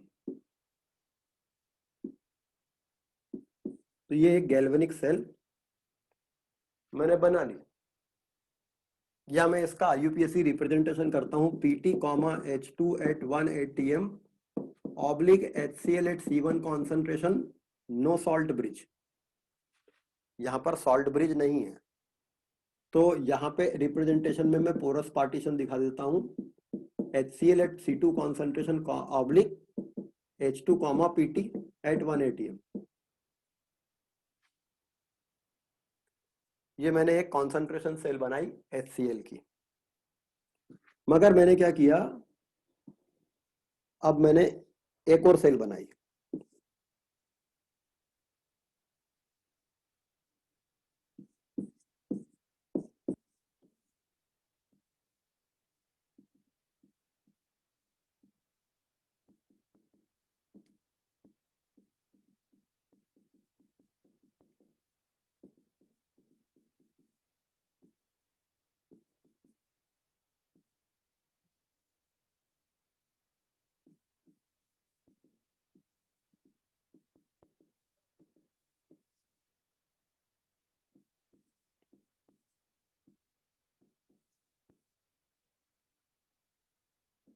ये PT, H2 at 1 atm oblique HCl at C1 concentration salt bridge HCl at C2 concentration oblique H2 at 1 atm, PT।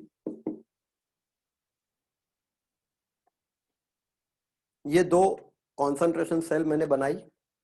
इस cell को मैं कहूंगा concentration cell without salt bridge, इसको कहूंगा concentration cell with salt bridge.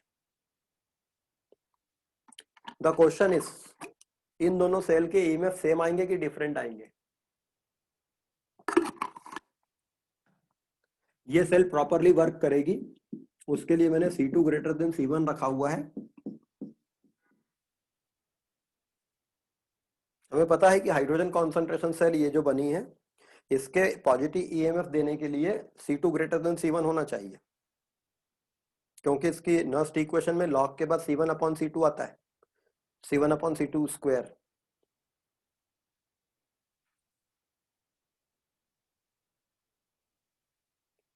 The question is कि इन दोनों cell का EMF same आएगा कि डिफरेंट आएगा?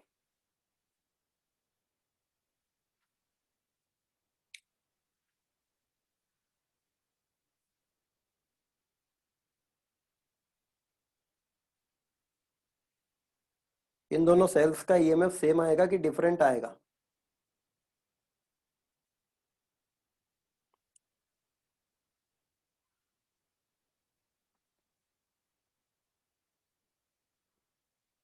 जितने लोग लिख के जवाब देते हैं उसके बजाय हैंड रेस कर दो तो ज्यादा अच्छा रहता है, लिखा हुआ मैं ज्यादा देखता नहीं हूँ। कुछ लोग कह रहे हैं डिफरेंट आएगा, कुछ लोग कह रहे हैं सेम आएगा। ऐश्वर मराठा, सेम डिफरेंट क्यों आएगा?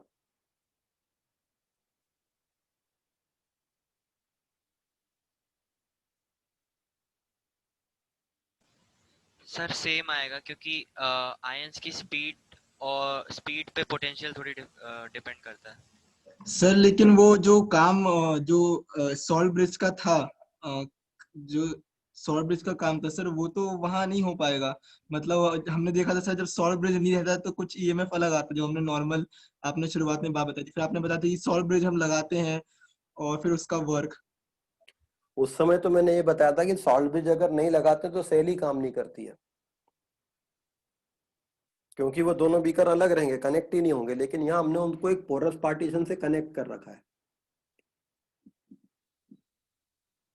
अगर आप इन दोनों की नस्ट इक्वेशन लिखोगे तो इन दोनों की ही नस्ट इक्वेशन आएगी, E of cell is equal to E standard of cell minus 0.0592 upon 2 log of C1 square upon C2 square, और C1 C2 की वैल्यू सेम है।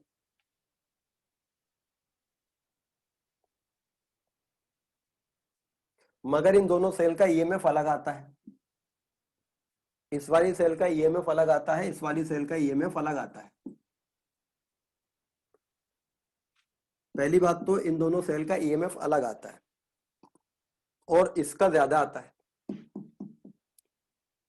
इस वाली सेल का ईएमएफ ज्यादा आता है, ठीक है। इन दोनों की नस्ट इक्वेशन सेम बनेगी तो थ्योरेटिकली इन दोनों का ईएमएफ सेम आना चाहिए। पहली बात तो आप लोगों ने किसी ने भी नस्ट इक्वेशन बना के चेक नहीं किया कि चलो इन दोनों सेल के नस्ट इक्वेशन बना के चेक कर ले कि उसमें कोई फर्क आता है क्या, जबकि ईएमएफ निकालने के लिए तो नस्ट इक्वेशन बनानी चाहिए। इस वाली सेल का ज्यादा आता है, इस वाली सेल का कम आता है। अब इस वाली सेल का कम क्यों आता है? दरअसल यहाँ पर HCl है तो इस सेल में H प्लस आयन और Cl माइनस आयन है। इस वाले में भी HCl है तो इसमें H प्लस आयन और Cl माइनस आयन है। थ्रू दिस पोरस पार्टीशन इधर के H प्लस और Cl माइनस आयन इधर जाएंगे, इधर के H प्लस और Cl माइनस आयन इधर जाएंगे। इस पोरस पार्टीशन के अक्रॉस H प्लस इधर के इधर आएंगे, इधर के इधर आएंगे, HCl इधर के इधर आएंगे और इधर के इधर आएंगे। लेकिन चूंकि मैंने C2 ज्यादा ले रखा है C1 से, इधर C2 कॉन्सेंट्रेशन ज्यादा है इधर, तो मैं मान लेता हूं कि जो नेट फ्लो है वो इधर ही होगा बस। हालांकि ये पोरस पार्टीशन दोनों को अलाउ करेगा, बट मैं मान लेता हूं कि नेट फ्लो HCl का मिक्सिंग के दौरान वो इधर से उधर हो रहा है, नेट फ्लो। अब जब नेट फ्लो इधर से इधर हो रहा है तो अभी मैंने बताया कि जो H प्लस होता है ये ग्रोथस टाइप ऑफ कंडक्शन देता है, Cl माइनस आयन। तो जब Cl माइनस आयन मूव करेगा उस पोर्शन में जाने के लिए, तब तक H प्लस पहुंच चुका होगा, उसके बहुत पहले वो पहुंच चुका होगा। तो when this two solutions will mix, इस पोरस पार्टीशन का क्रॉस जब दोनों HCl सॉल्यूशन मिक्स होंगे, और मैं नेट फ्लो की बात कर रहा हूं तो इधर से इधर मानूंगा मिक्सिंग को, तो जब ये दोनों सॉल्यूशन मिक्स होंगे तो इस सॉल्यूशन का H प्लस पहले पहुंचेगा, Cl बाद में पहुंचेगा, और H प्लस तेजी से पहुंचते जा रहे हैं। तो यहां पर इस बीकर में प्लस चार्ज पहले पहुंच जाएगा, माइनस चार्ज बाद में पहुंचेगा। तो फॉर टाइम बीइंग इन दोनों बीकर्स के बीच में एक पोटेंशियल डिफरेंस क्रिएट हो जाएगा। वैसे वो पोटेंशियल डिफरेंस दोनों बीकर के बीच में क्रिएट होगा, पर हम मानते हैं कि इनकी जंक्शन पे डेवलप होगा, वो इन दोनों सॉल्यूशन के जंक्शन पे। और ये जो जंक्शन पे पोटेंशियल डिफरेंस क्रिएट होगा ये यहाँ पे ईएमएफ को कम करेगा, क्योंकि प्लस है ये, और ये एनोड का काम कर रहा है हमारी इस वर्किंग में, ये यहाँ से इलेक्ट्रॉन के जाने को रोकेगा, और यहाँ जो नेगेटिव चार्ज आ रहा है जिससे इलेक्ट्रॉन यहाँ आएंगे, ये नेगेटिव चार्ज यहाँ से इलेक्ट्रॉन को आने को रोकेगा। तो ये जो जंक्शन इसको कहते हैं लिक्विड जंक्शन पोटेंशियल। दोनों लिक्विड्स के जंक्शन पे पोटेंशियल जो क्रिएट हुआ है, this potential is called liquid junction potential. और ये इवेंचुअली सेल के ईएमएफ को कम करता है। आप सोचो कि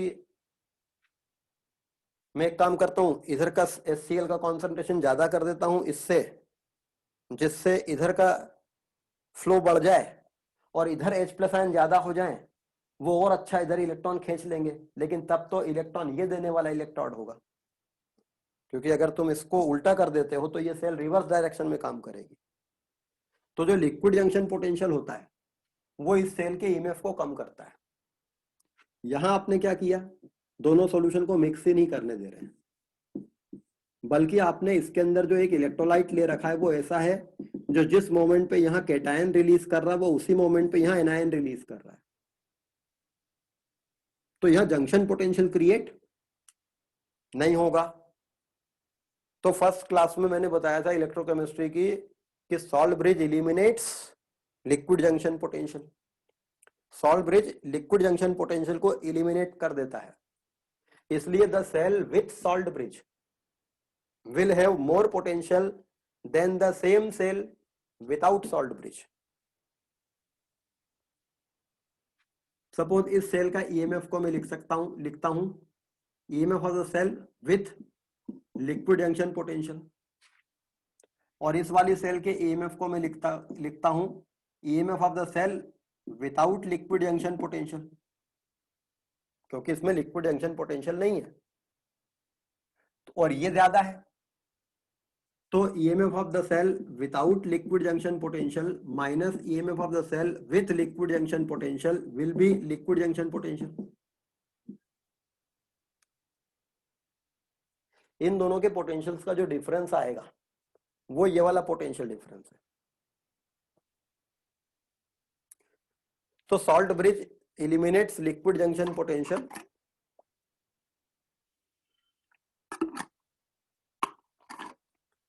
because it connects the two cells without mixing their electrolyte, without having their electrolytes direct into contact.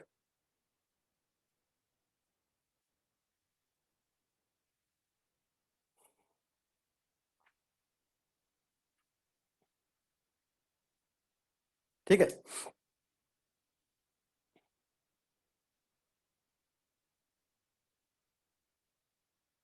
इसमें कोई डाउट है?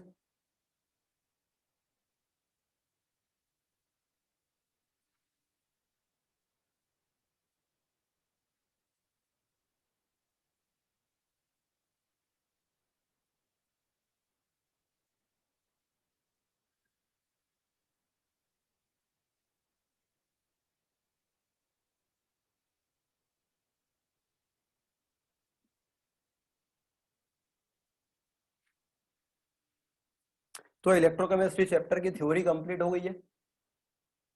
पूरे चैप्टर में यदि कोई डाउट है किसी को तो वो अभी पूछ सकते हैं आप।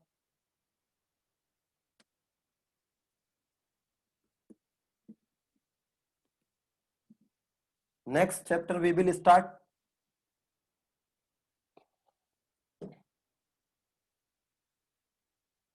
थोड़ा इनऑर्गेनिक के चैप्टर्स ले ले, फिर बाकी के फिजिकल के चैप्टर ले लेंगे। तो नेक्स्ट चैप्टर हम लोग लेंगे क्वालिटेटिव एनालिसिस। अभी इलेक्ट्रोकेमिस्ट्री में किसी को कोई डाउट?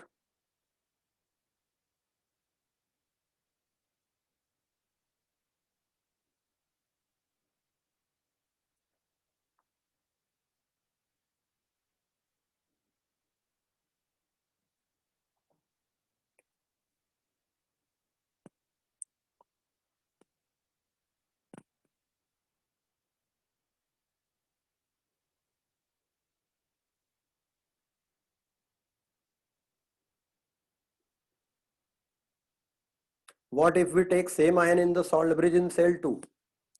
हाँ, लिया जा सकता है। सॉल्ट ब्रिज में वही आयन लिए जा सकते हैं जो सेल में है, सेल की रिएक्शन में है। और कोई किसी को डाउट है?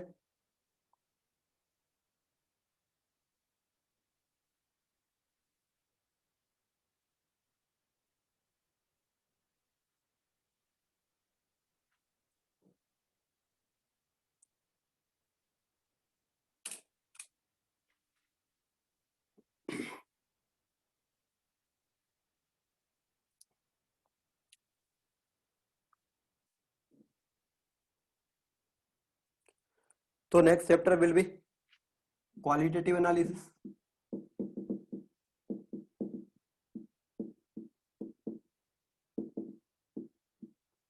Also called salt analysis.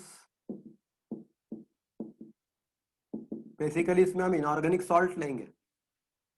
Organic salt का एनालिसिस करने में तो हमने ऑर्गेनिक केमिस्ट्री में जो रिएक्शंस पढ़ी हैं वो काफी सारी पता है हमें.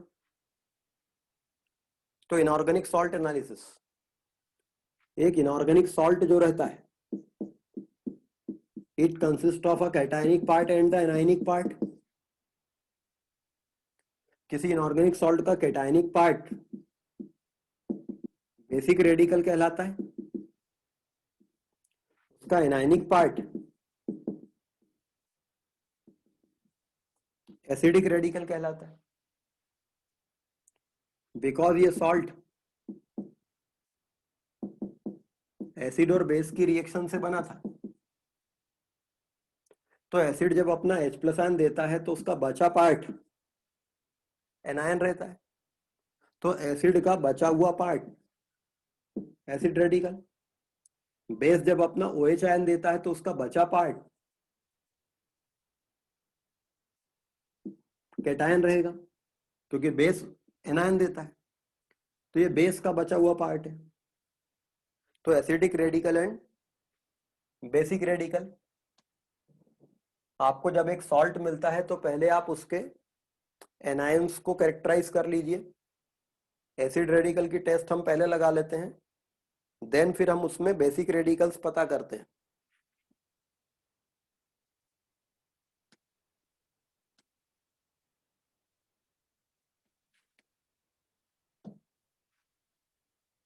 आपने एक सॉल्ट लिया, उसमें आप एनायंस पता करना चाहते हैं कौन से हैं. तो डाइल्यूट एसिड डालने पर क्या चेंजेस आते हैं, इस बेसिस पर कुछ आयंस आइडेंटिफाई होने लगते हैं. पर कुछ आयंस जो रहते हैं वो कॉन्सेंट्रेटेड एसिड डालने पर कुछ चेंज देते हैं.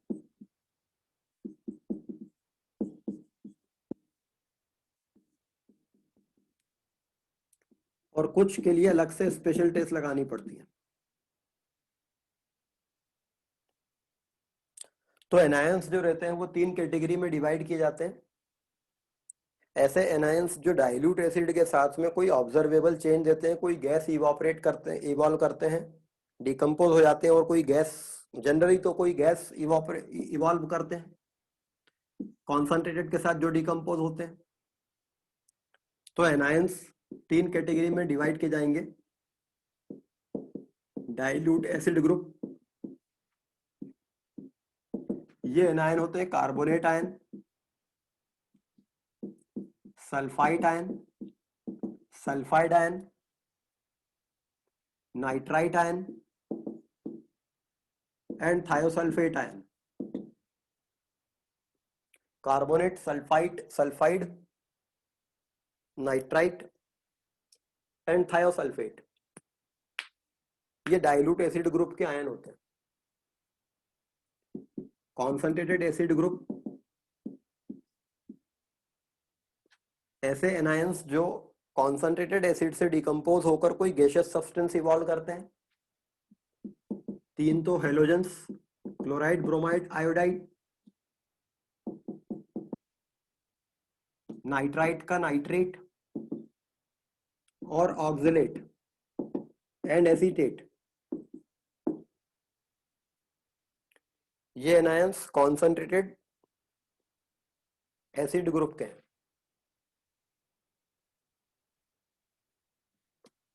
और कुछ एनायंस होते हैं जिनको स्पेशल टेस्ट लगानी पड़ती है, क्योंकि वो डाइल्यूट एसिड या कॉन्सेंट्रेटेड एसिड से डिकम्पोज नहीं होते हैं.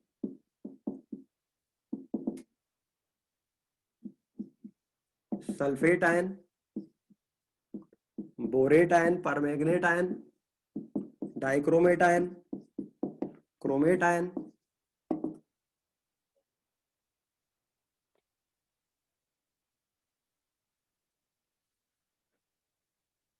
तो पहले हम लोग डाइल्यूट एसिड ग्रुप के टेस्ट देखेंगे.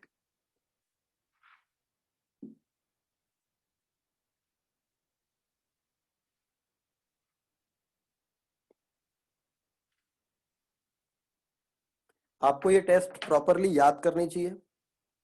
और टेस्ट याद करने का सही तरीका ये है कि टेस्ट को याद मत करो कि क्या क्या डालते हैं क्या क्या होता है, उससे रिलेटेड केमिकल रिएक्शंस को याद रखो। केमिकल रिएक्शंस अगर याद रहेंगी तो क्या चेंजेस आना है, वो चेंजेस क्यों आए हैं, किस चीज की फ्यूम्स निकली है, वो कौन सी गैस थी, कंपाउंड क्या बना है, वो सब आपको वर्ड्स याद रहेंगे केमिकल रिएक्शंस अगर याद रहती हैं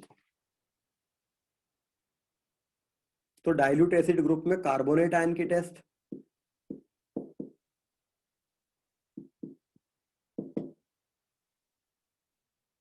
डाइल्यूट एसिड ग्रुप में कार्बोनेट आयन की टेस्ट। अगर आपके एक सॉल्ट में कार्बोनेट आयन है तो हम एग्जाम्पल के तौर पर सोडियम कार्बोनेट लेते हैं। क्योंकि हम कार्बोनेट की टेस्ट पढ़ रहे हैं तो हम इसका जो मेटल कैटायन होगा वो सोडियम आयन लेके चलेंगे, कोई अल्कली मेटल आयन, ताकि वो खुद अपनी कोई रिएक्शन न दे। वैसे भी हम क्या करते हैं, जब एक इनऑर्गेनिक सॉल्ट की टेस्ट लगानी होती है आयंस की, तो हम उसका सोडा एक्सट्रैक्ट बना लेते हैं।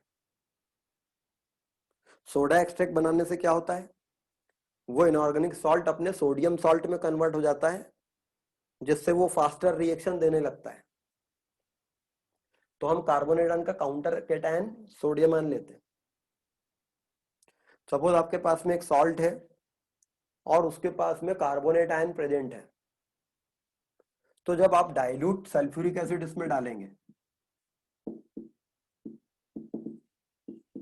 तो it will evolve carbon dioxide gas. एक स्ट्रॉन्ग एसिड अपने से वीक एसिड को डिस्प्लेस कर सकता है। कार्बोनिक एसिड वीक एसिड होता है सल्फ्यूरिक एसिड से, तो सल्फ्यूरिक एसिड उसको इजीली डिस्प्लेस कर सकता है। तो अगर आपके पास एक सॉल्ट है जिसमें कार्बोनेट आयन है, उसमें आपने डाइल्यूट एसिड की कुछ ड्रॉप डाली तो ब्रिस्क इफर्वेसेंस आएंगे and a colourless odourless gas will evolve.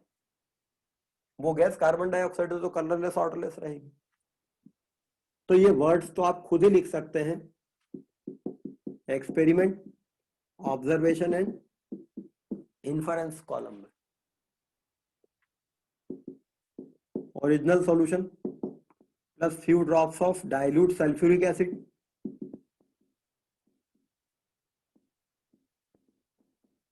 brisk effervescence with colorless orderless gas। brisk effervescence निकलते हैं कलरलेस ऑर्डरलेस गैस के। कार्बोनेट में भी इससे हम ये कंक्लूड नहीं कर लेंगे कि कार्बन डाइऑक्साइड गैस है वो, हेंस सॉल्ट में कार्बोनेट था। किसी भी आयन की दो टेस्ट कम से कम लगाते हैं, एक होती है उसकी प्रिलिमिनरी टेस्ट, दूसरी होती है कंफर्मेटरी टेस्ट, ताकि कंफ्यूजन न रहे। तो हमने लिखा कार्बोनेट में भी। अब ये कार्बन डाइऑक्साइड गैस इवॉल्व हो रही है उस टेस्ट ट्यूब में से, इस गैस को आप लाइम वाटर से पास कर दो। लाइम वाटर बेसिक सॉल्यूशन है, कार्बन डाइऑक्साइड एसिडिक गैस है, तो बेस और एसिड आपस में रिएक्शन करके सॉल्ट बना लेंगे, बट कैल्शियम कार्बोनेट वाटर में इनसॉल्युबल सब्सटेंस है। लाइम वाटर ट्रांसपेरेंट सॉल्यूशन होता है, लेकिन CO2 उसमें पास करेंगे, कैल्शियम कार्बोनेट बनेगा, तो लाइम वाटर मिल्की हो जाएगा। Pass this gas through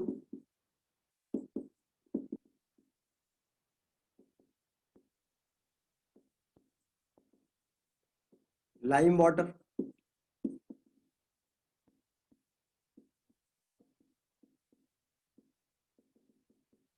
lime water turns milky.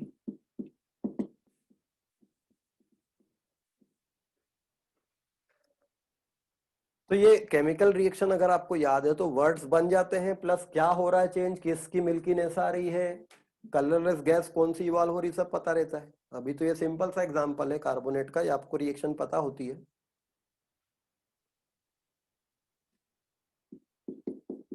Excess amount of gas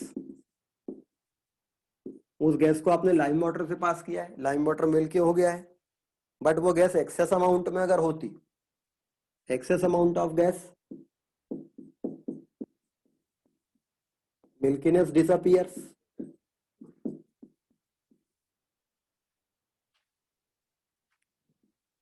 lime water milky हो गया था कैल्शियम कार्बोनेट के बनने से, but excess amount of gas अगर होती है तो कैल्शियम कार्बोनेट कैल्शियम के बाइकार्बोनेट में बदल जाता है, and this calcium bicarbonate is a soluble species.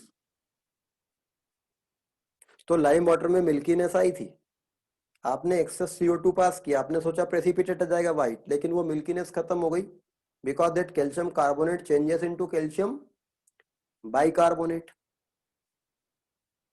तो आपको केमिकल रिएक्शंस के थ्रू ये सारे वर्ड्स पता रहेंगे, और वाइवा के जो क्वेश्चंस होते हैं वो सब यही रहते हैं। मिल्कीनेस किस चीज की आई, मिल्कीनेस डिसअपियर क्यों हो गई, कलरलेस गैस कौन सी थी, ये सारी चीजें। तो try to learn these reactions, then form your own words. चलिए बाकी का नेक्स्ट क्लास में देखेंगे।